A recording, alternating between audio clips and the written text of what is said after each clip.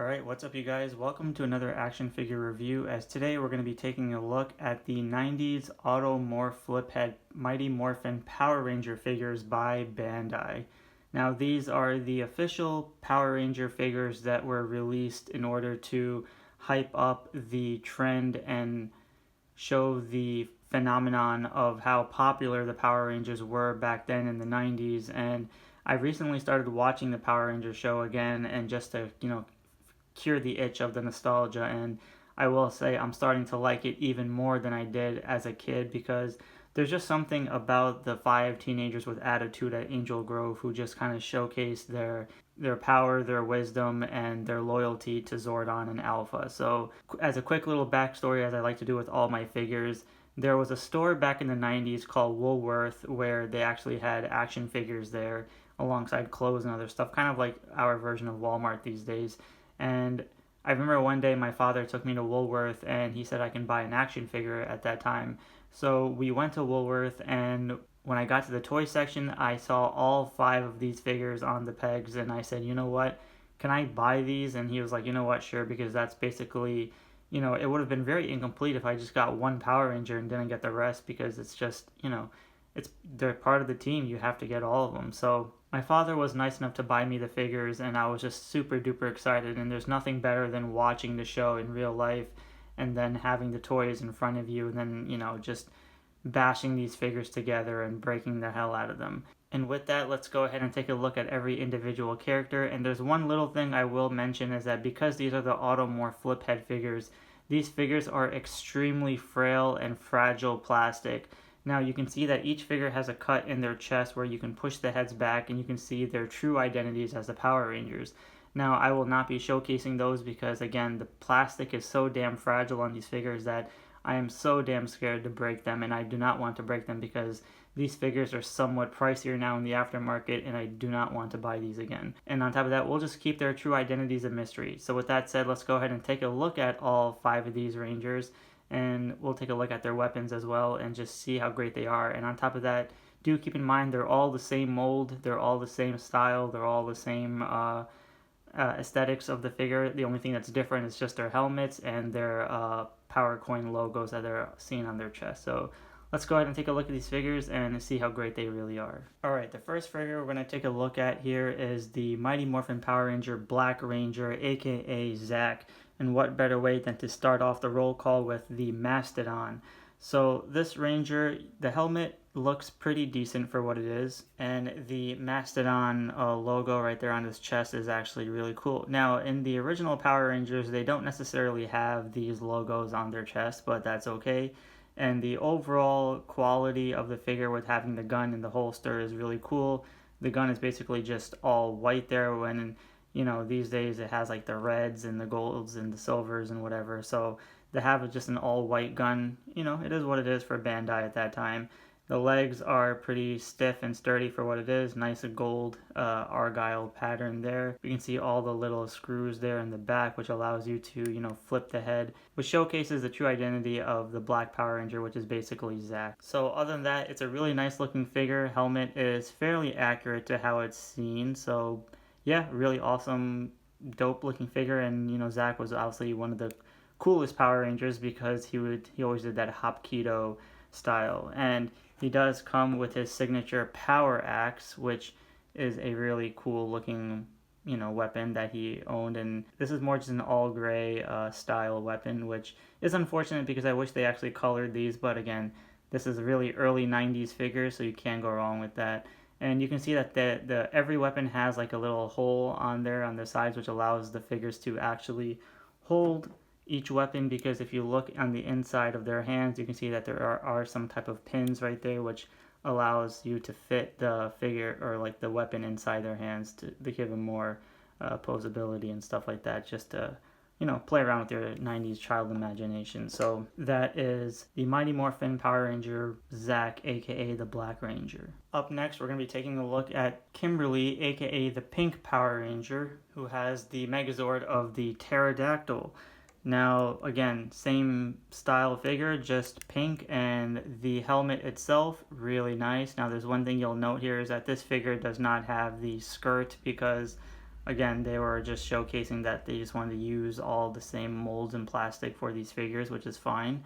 Helmet, like I said, came out pretty good, so pretty standard. There doesn't have like that female-esque body, but it's okay. The pterodactyl logo on the chest looks good. Can't complain there. Weapon is fine.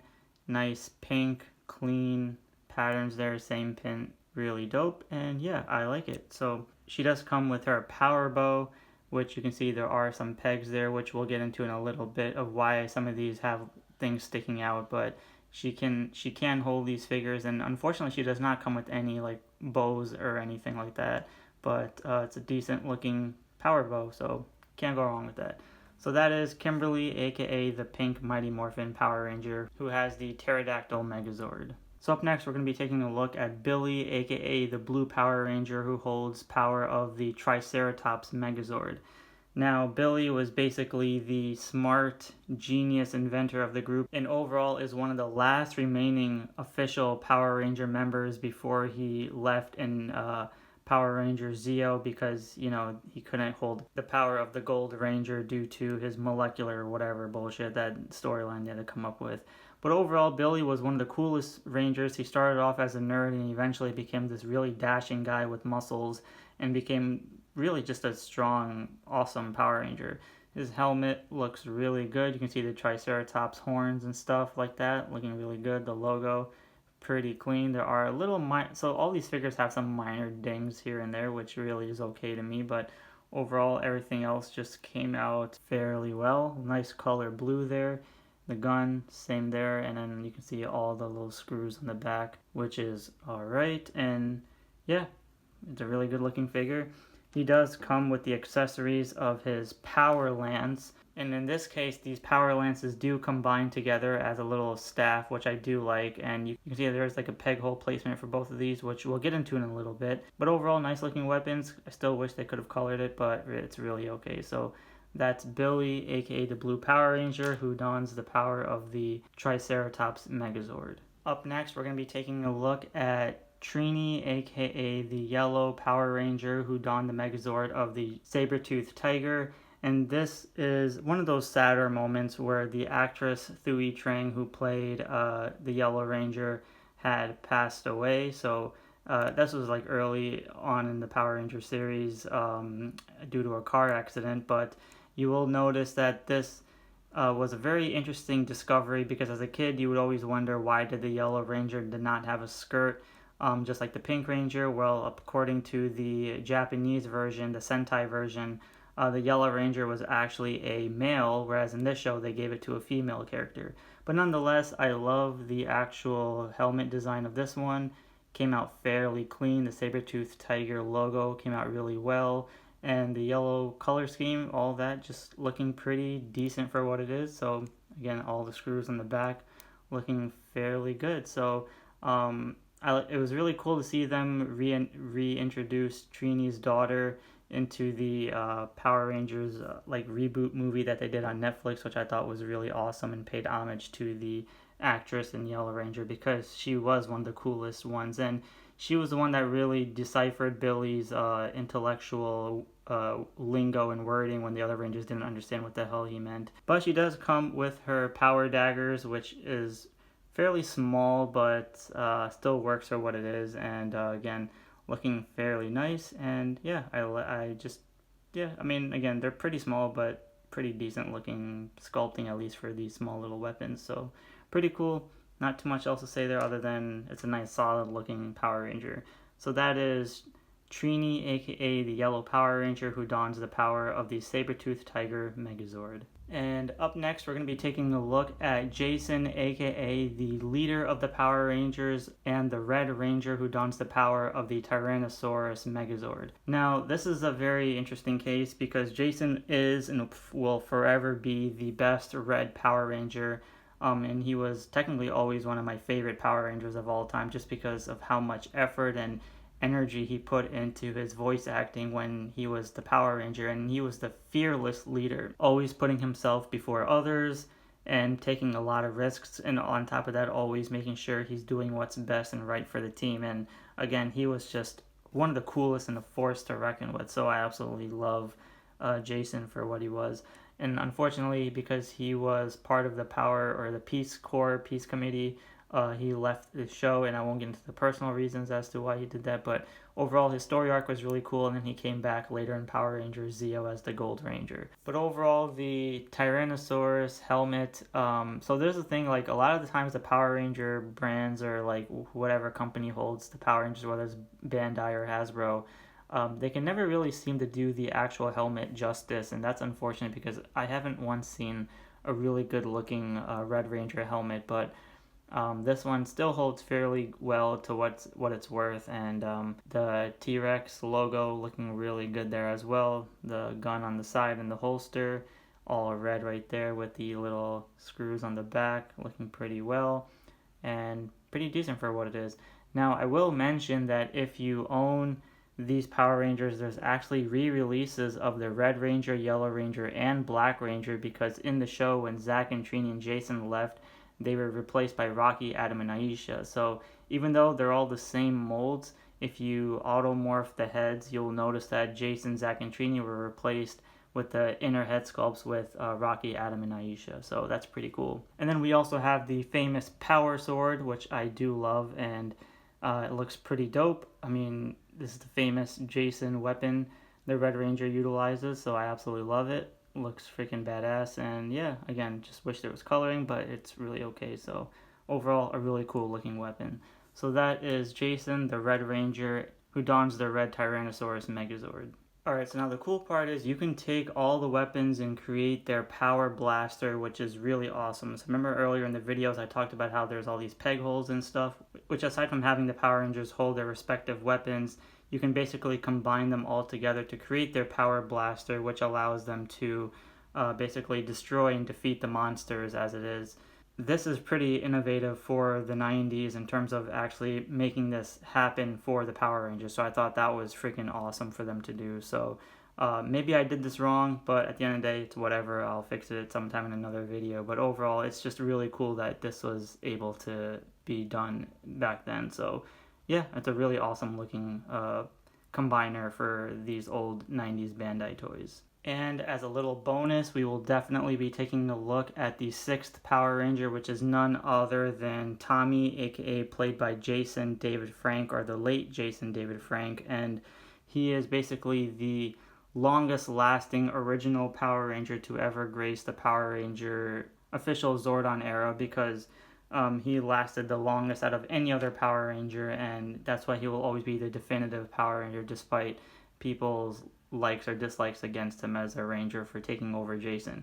But regardless, he was always my favorite ranger because the Green Ranger was what got me into loving the color green, and overall he's just such a dominating Power Ranger, and Tommy was just so damn awesome.